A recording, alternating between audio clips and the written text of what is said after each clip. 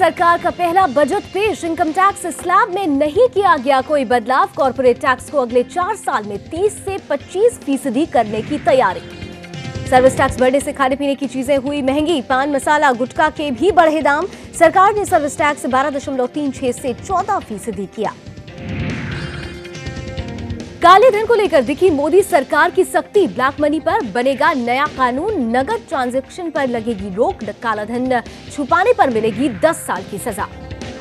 गरीबों का मोदी सरकार ने रखा ध्यान। 4 योजनाओं का किया ऐलान। गरीबों के लिए अटल पेंशन योजना, दुर्घटना बीमा, पीएम बीमा योजना और जैम की सुविधा। मनरेगा के लिए सरकार ने दिल खोल के दिया रेवेन्यू। 34,699 करोड़ किया आवंटन। 5,000 करोड़ अतिरिक्त खर्च करने की भी तैयारी।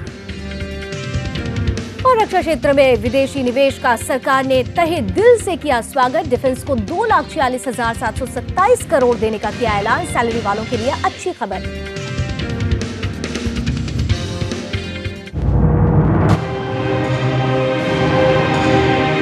ये सस्ता होना चाहिए, वो सस्ता लगे। हम लोगों को तो बिल्कुल नहीं लगता है कि अच्छी चीज है।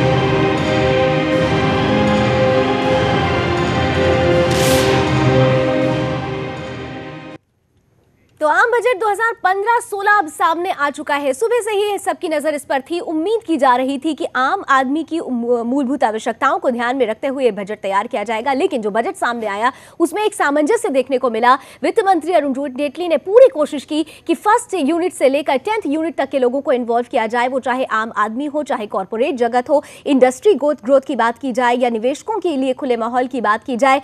बाजार को पूरी तरीके से, बाजार में सामंजस्य बिठाने के लिए जो भी चीजें जरूरी थी, जो प्रावधान जरूरी थे, जितना बजट जरूरी था, तमाम चीजों को इस बजट में इन्वॉल्व करने की कोशिश की गई है। किस तरीके से अब देखा जाएगा इस बजट को? कहा जा रहा था कि मेक इन इंडिया विजन की पूरी पिक्चर इसमें दिखाई देगी। कुछ ऐसा ही नजारा दिखा। हम इसी बजट को एनालिसिस करने की कोशिश करते हैं। मेरे साथ 4 मेहमान इस वक्त स्टूडियो में मौजूद हैं। मैं आपके साथ लावनी जुड़ चुकी हूं और चारों मेहमानों का स्वागत करती हूं। एक बार फिर से मेरे साथ मौजूद है मेरे वरिष्ठ सहयोगी आरपी सिंह जी, जाने माने वरिष्ठ पत्रकार अवनींद्र ठाकुर जी इस पैनल का हिस्सा है, जाने माने चार्टर्ड अकाउंटेंट राजेश जी मेरे साथ जुड़े हुए हैं और आर्थिक मामलों के जानकार संजीव जी भी इस पैनल का हिस्सा हैं। आप चारों का बहुत बहुत स्वागत। और शुरुआत राजेश जी आपसे करना चाहेंगे क्योंकि आप बहुत अच्छे से समझ रहे हैं चीज़ों को।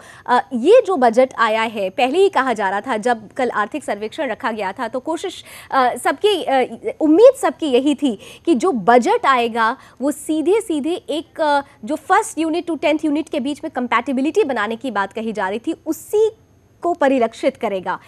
किस तरह से देखते हैं आप आज के बजट को? माननीय अरुण जेटली जी कानूनविद हैं और उन्होंने जो बजट प्रस्तुत किया है, हमारे देश के जो आर्थिक स्थिति है उसको अच्छी तरह समझते हुए विभिन्न जो हमारे बजट के तहत सेक्टर्स हैं, हमारे उद्योग के और सर्विस सेक्टर्स हो गए या ट्रांसपोर्ट, सभी सेक्टर्स को कंसोलिडेट करते हुए उन्होंने बजट रखा। उन्होंने सेवा कर को बढ़ाया। 12% से 14% सेवा कर करने की वजह से बहुत सारी सेवाएं तो महंगी जरूर हो जाएंगी, लेकिन 1 साल बाद जो जीएसटी लागू करने का प्रावधान है उसको लागू करना आसान हो जाएगा। दूसरी ओर जो फलों इत्यादि सब्जियों को प्रोसेस करके कोल्ड स्टोरेज में रखने की बात है, उसमें प्रोसेसिंग पे जो सेवा कर लगता था उसको समाप्त कर दिया। टूरिज्म इंडस्ट्री को बढ़ावा देने के लिए ऑन अराइवल वीज़ा देने की जो प्रक्रिया थी उसमें 43 से बढ़ाकर 125 देशों को जोड़ने की बात करी। इसके अलावा पहले कंपनीज को 100 नए कर्मचारी 1 साल लेने पर टैक्सों में छूट मिलता था। अब उस लिमिट को कम कर दिया, 50 कर दिया। 50 करने की वजह से अब ज़्यादा संख्या में कंपनीज, उद्योग इस प्रावधान का फ़ायदा उठा सकेंगे।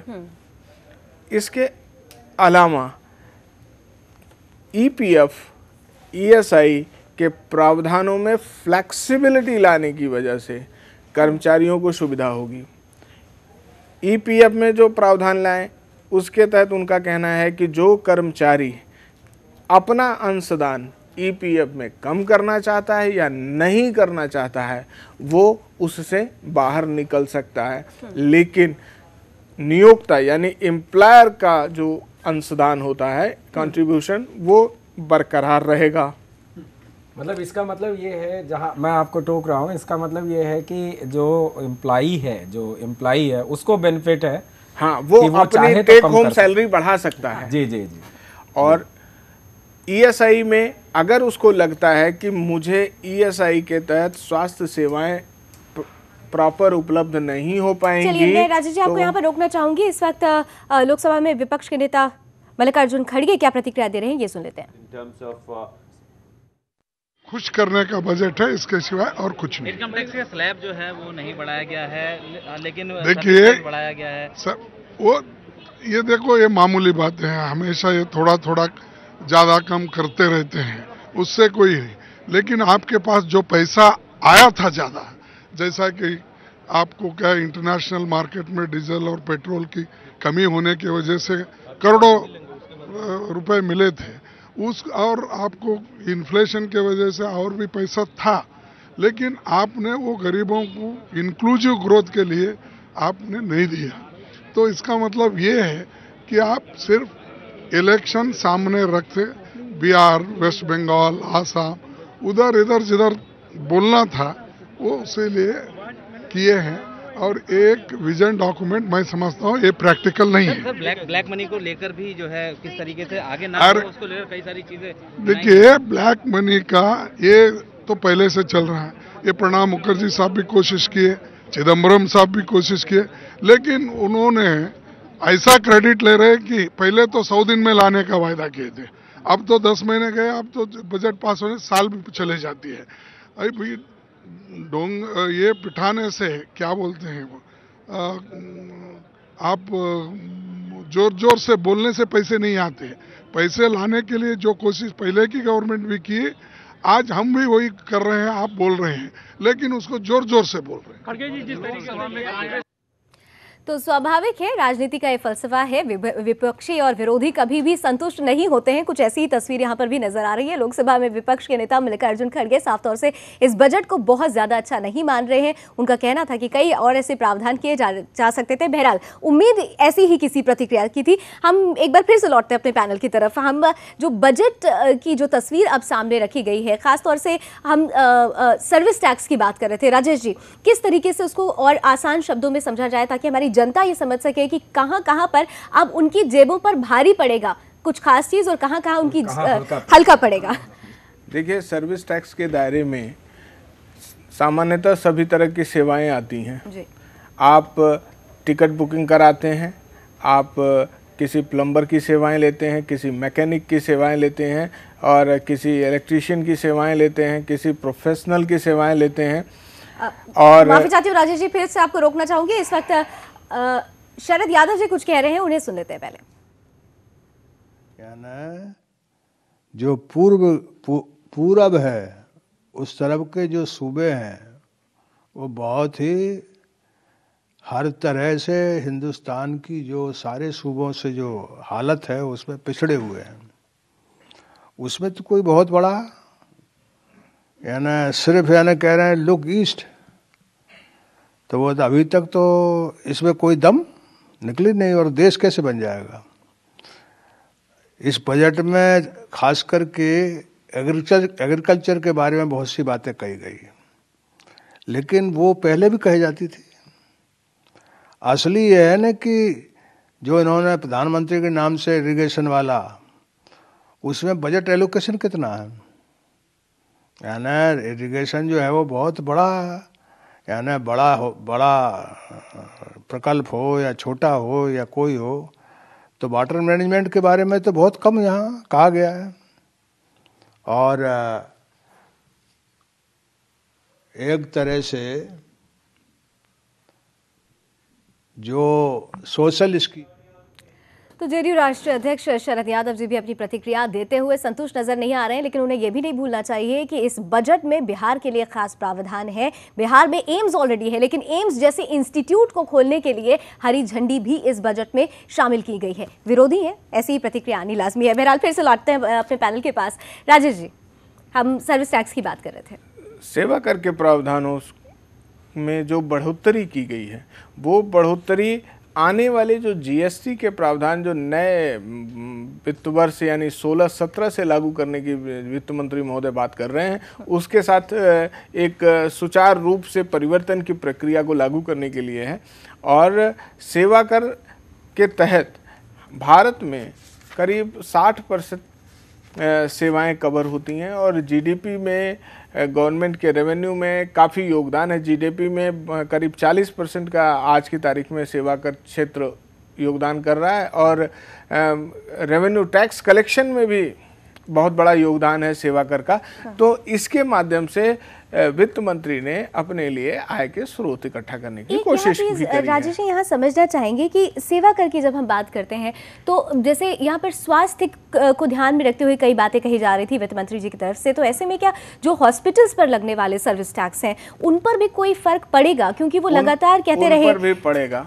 सेवा कर के दायरे में स्वास्थ्य सेवाओं में कुछ निश्चित तरह की स्वास्थ्य सेवाएं आती हैं जो बेसिकली कॉस्मेटिक सर्जरी या इस तरह के जो क्षेत्र हैं, जो स्वास्थ्य सेवाएं हैं वही लागू होती हैं। आम जो जन के लिए स्वास्थ्य सेवाएं हैं जो शरीर को नॉर्मल रूप से स्वस्थ रहने के लिए आवश्यक हैं, वो सेवा कर के दायरे से बाहर है। मतलब जैसे कॉस्मेटिक सर्जरी है या जैसे सर्जरी है, तो इस तरह जो एलीट क्लास के लिए कही जा सकती है, एलीट क्लास सर्विसेज, लाइफस्टाइल के सर्जरी है तो और सेवाएं हैं उनके लिए हैं, तो वहाँ पे तो सेवा कर ठीक है। राजेश जी, मैं एक सवाल आपसे पूछना चाहूँ। जी, मेरा सीधा सा सवाल आपसे ये है कि जैसा आपने कहा कि सर्विस टैक्स के दायरे में प्लम्बर, इलेक्ट्रिशियन से लेकर के तमाम वो लोग आते हैं, प्रोफेशनल्स भी इसमें आते हैं, तो आपको नहीं लगता है कि ये जो 2% के टैक्स का इजाफा हुआ है, इससे सीधा सीधा बोझ जो है वो आम जनता के ऊपर में ज़्यादा आएगा? क्योंकि इलेक्ट्रिशियन, प्लम्बर, इस तरह की जो सेवाएं हैं वो तो आम जनता सबको चाहिए, ऐसा तो नहीं कोई वीवीआईपी को सिर्फ चाहिए। ध्यान देने योग्य है कि सेवा कर में एक व्यक्ति या एक इंस्टीट्यूशन जो 10 लाख रुपए तक के साल में एक इनकम ले रहा है, वो सेवा कर के दायरे से बाहर है इस व्यवस्था के। तो उसकी सेवाएं टैक्सेबल नहीं होती हैं, तो वहाँ तक सामान्य जन पे बहुत ज़्यादा इम्पैक्ट नहीं आएगा। हाई इंड सेवाएं जो आप ले रहे हैं, जैसे आप लग्जरी कार मेंटेन कर रहे हैं, आप उसकी मेंटेनेंस कराने जाते हैं, या कार मेंटेन कर रहे हैं तो एक इंड आपका थोड़ा सा ऊपर है तो वहाँ जाते हैं। आप टेलीफोन, मोबाइल की सेवाएं ले रहे हैं, उनके बिलों में सेवा कर लगता है तो वो थोड़ा सा बढ़ जाएगा। और इस तरह की जो चीज़ें हैं कुछ तो फर्क पड़ेगा, लेकिन it will not effect so much as thought. यानी कि ऑर्गेनाइज्ड जो सर्विस डिलीवरी हो रही है, जो ऑर्गेनाइज सेक्टर है उसमें असर पड़ेगा, जो अनऑर्गेनाइज सेक्टर है वहाँ पे इफेक्ट नहीं पड़ेगा। बिल्कुल।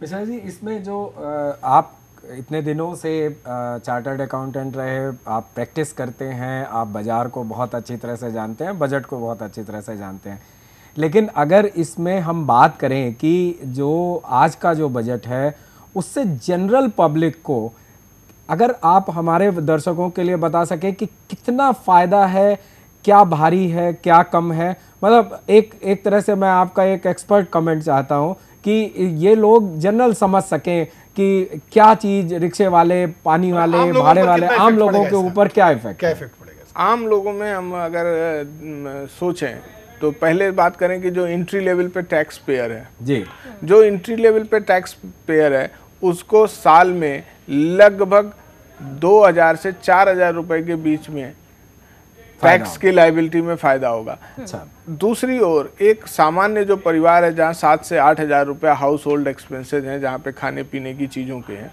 वहाँ पे उनके ऊपर 100 से 200 रुपए का महंगाई महीने में 100 से 200 रुपए की महंगाई। टैक्स की बात तो मैंने पूरे साल के लिए की थी, और ये 100 से 200, 250 रुपए तक के महंगे होने की संभावनाएं हैं।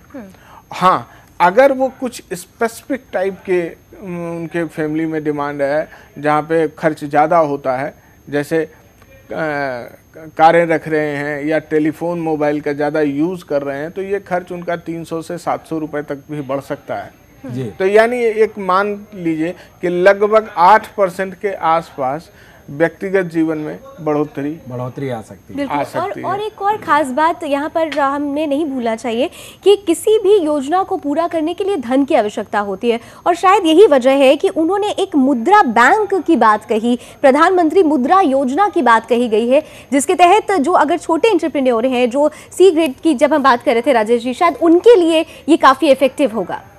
गवर्नमेंट ने जो मुद्रा बैंक की बात करी, इस तरह के कंसेप्ट हमारी अर्थव्यवस्था में शुरू से चली आ रही है। हाँ, और आपको यूपीएफसी या India industrial development finance corporation जैसी संस्थाएं पहले भी बनाई गई थी, और आज मुद्रा बैंक भी उसी लाइन पे बनाने की कोशिश कर रहे हैं। ये जो संस्थान है ये बनाए इसलिए जाते हैं कि जो नया एंटरप्रेन्योर आता है, जिसके पास आइडिया है, प्रोडक्ट है, टेक्नोलॉजी है, और लेकिन उसके पास कैपिटल नहीं है, तो उसको कैपिटल प्रोवाइड करने के लिए तो ये ऑर्गेनाइज। एक चीज और थी कि जैसे अपने वित्त मंत्री महोदय ने अपने भाषण में शुरू में ये कहा, 1 ड्रॉप मोर क्रॉप। उन्होंने फिर दूसरी बात आगे बढ़ के वो ये बोली कि जो हमारी एक बहुत बड़ी पॉपुलेशन है उसको रोजगार के अवसर ज़्यादा देना। तो क्या आपको ये लगता है कि अब ज़्यादा से ज़्यादा जैसे हमारा एक शिफ्ट हो रहा है कि एग्रीकल्चर सेक्टर से हम धीरे धीरे इंडस्ट्री और सर्विस सेक्टर बढ़ रहे हैं, तो इसमें जो बढ़ावा आएगा तो क्या ज़्यादा एम्प्लॉयमेंट के लिए ये सब बातें हुई, या किस तरफ आपको आपके नज़र में यह बजट लगता है? इस बजट में कृषि जो हमारे देश का एक मुख्य उद्योग है, जिसमें लगभग 60% आबादी हमारी इन्वॉल्व है, वहाँ पे फुल टाइम एम्प्लॉयमेंट नहीं है। आबादी इन्वॉल्व जरूर है, लेकिन उनके लिए जो एम्प्लॉयमेंट का पीरियड है वो ज़्यादा से ज़्यादा 3 से 4 महीने का है पूरे साल में, सब मिला के। हाँ, फसलें मिला के, सारी फसलों के साइकिल मिला के। तो जो वित्त मंत्री का प्रयास है वहाँ पे धन पहुँचाने का, तो जो हमारे फार्मर्स हैं या जो उस व्यवसाय में जुड़े हुए हैं, वो लोग रेगुलर क्रॉप्स के उत्पादन के अलावा कैश क्रॉप्स जो होते हैं, जैसे कपास है, इस तरह की चीज़ें, उसमें भी जा सकते हैं। दूसरे जो ये फार्मास्यूटिकल में यूज़ होने वाले हमारे प्रोडक्ट्स हैं, उनके लिए जैसे एलोवेरा वगैरह, उनमें भी जाएंगे। तो उनके लिए उनको ऋण अगर मिल जाता है तो वो उनका number of days in a year employment बढ़ेगा जी। तो वहाँ पे कि उन्होंने एग्रो बेस्ड इंडस्ट्रीज की बात भी कर डाली। हाँ, उसमें उन्होंने जो प्रोसेस में सर्विस टैक्स हटाया है उसका भी योगदान आएगा जी जी। ये कंपोजिट वे में देखना होगा, ये कोई एक दूसरे कंपोजिट वे में, कंपोजिट माइक्रो फाइनेंस में जो एग्रो में वो पैसा लगाएंगे तो उसके लिए ह्यूमन पर्सन भी तो चाहिए जो वहाँ पे सर्विसेज प्रोवाइड करे, तो वहाँ भी एम्प्लॉयमेंट बढ़ेगा।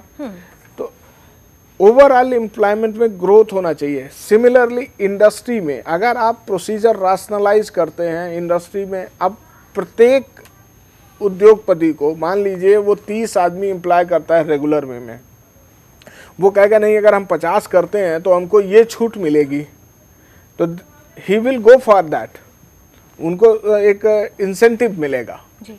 उसमें एक सवाल मेरा आपसे है कि क्योंकि हम देखते हैं प्राइवेट सेक्टर में क्या ये पॉलिसी, क्योंकि जब तक 100 का नंबर था तो 100 नए लोगों को लाना अपने आप में एक डिटरेंट था। ये 50 लोगों को लेके आके क्या ये पॉलिसी स्पेशली जो आपके फैक्ट्री यूनिट्स हैं और प्राइवेट सेक्टर में हायर एंड फायर की पॉलिसी को प्रमोट ज़्यादा नहीं करेगा? क्योंकि एक टेम्पटेशन रहेगा, क्योंकि आप अगर स्किल्ड मैन पावर लेकर आए या सेमी स्किल्ड मैन पावर है तो आपके पास एक टेम्पटेशन रहेगा कि मैं 50 नए लोगों को लाऊं तो मेरे को टैक्स बेनिफिट मिले।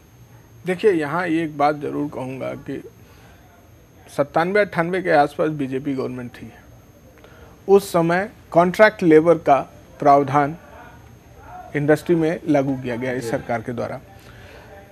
जो कॉन्ट्रैक्ट लेबर की पॉलिसी थी वो हायर एंड फायर की थी। ये हायर एंड फायर की पॉलिसी को बढ़ोतरी देगा, इसमें कोई शक की गुंजाइश नहीं है, लेकिन बिजनेस को बढ़ावा देगा, मतलब उन लोगों को बढ़ावा देगा जो more suitable for the job है। हायर एंड फायर की अगर हम एक बहुत सिंपल डेफिनेशन निकालें, लेकिन बिजनेस हमारी वो चीजें बिजनेस बढ़ेगा। हाँ, एक जो इसमें अहम बात छुपी हुई है जो किसी भी अर्थव्यवस्था के लिए, किसी भी समाज के लिए दिक्कत हो, जो एम्प्लॉय है उसके दिमाग में सर्वदा इस बात की अनिश्चितता बनी रहती है कि हम जॉब में रहेंगे कि नहीं रहेंगे। ये अनिश्चितता एक लार्ज सेक्शन ऑफ सोसाइटी को स्ट्रेस में ले जाती है, डिप्रेशन में ले जाती है। और ये एक आखिरी कमेंट जरूर चाहेंगे राजेश जी आपसे। कई जगहों पे अगर देखा गया, जो जब अंतरिम बजट आया था तो कुछ योजनाएं शुरुआत की गई थी। मैं यहाँ पर जिक्र करना चाहूंगी गंगा स्वच्छता अभियान और नमामि गंगे योजना की। उस टाइम पर जब पहले अंतरिम बजट आया था 100 करोड़ उसके लिए सैंक्शन किए गए थे। आज भी आपने देखा बजट में कि उस कुछ अमाउंट सैंक्शन किया गया है, लेकिन सवाल अब यही खड़ा होगा कि जब प्रीवियस बजट ही नहीं प्रॉपरली उस काम को पूरा कर पाया है तो नया जो अलॉटमेंट किया गया है किस तरीके से इसे लिया जाए? काम पहले पूरा नहीं हुआ, दोबारा फिर उसके लिए बजट सैंक्शन कर देना, क्या ये सही लग रहा है? ये तो देखिए, इस पे हम कमेंट नहीं कर सकते बजट में आकलन के आधार पे, क्योंकि ये सरकार की योजनाएं हैं, कहाँ पे कैसे वो काम करेंगे स्वच्छ भारत स्वच्छ अभियान में और कैसे गंगा नमामि गंगे में। लेकिन इसमें जो प्रावधान किए गए हैं इनके लिए सोर्सेज मोबिलाइज करने के लिए, पैसा मोबिलाइज करने के लिए कि इन परियोजनाओं को चलाया जा सके ठीक से, एक जो कारपोरेट सेक्टर को इन्होंने छूट दिया है इन दोनों परियोजनाओं में कंट्रीब्यूट करने के लिए, beyond CSR corporate social responsibility contribute करने के लिए, चूंकि उसकी एक लिमिटेशन है, प्रॉफिट का 2% ही CSR में कंट्रीब्यूट कर सकते हैं। तो ये जो व्यवस्था की गई इसकी वजह से फंड मुहैया हो पाएगा इन परियोजनाओं के लिए सरकार को। चलिए, कुल मिलाकर अगर कहा जाए तो एक जैसे कह रहे हैं कि कंसोलिडेट करने की कोशिश की गई है, कंपाइल करने की कोशिश की गई है हर एक सेगमेंट को। और मोदी सरकार का ये पहला बजट है, उम्मीदें बहुत ज़्यादा थी, पंख देने की कोशिश की गई है, लेकिन आगाज़ ऐसा है, अंजाम क्या होगा ये देखने वाली बात होगी। आप चारों मेहमानों का बहुत बहुत शुक्रिया। लेकिन जो मेहमान मेरे सामने इस वक्त टीवी स्क्रीन पर जुड़े हुए हैं उनसे हम यही कहना चाहेंगे कि सुदर्शन न्यूज़ आम बजट 2015-16 पर दिन भर एनालिटिक व्यू आपके लिए पेश करता रहेगा। हम एनालिसिस करते रहेंगे। फिलहाल अभी इस बुलेटिन में इतना ही, लेकिन आप हमारे साथ जुड़े रहिएगा आम बजट 2015-16 से जुड़ी ही कुछ और रोचक और खास पहलुओं पर जानकारी के लिए। फिलहाल के लिए जय हिंद। ये सस्ता होना चाहिए, वो सस्ता, हम लोगों को तो बिल्कुल नहीं लगता है कि अच्छी चीज है।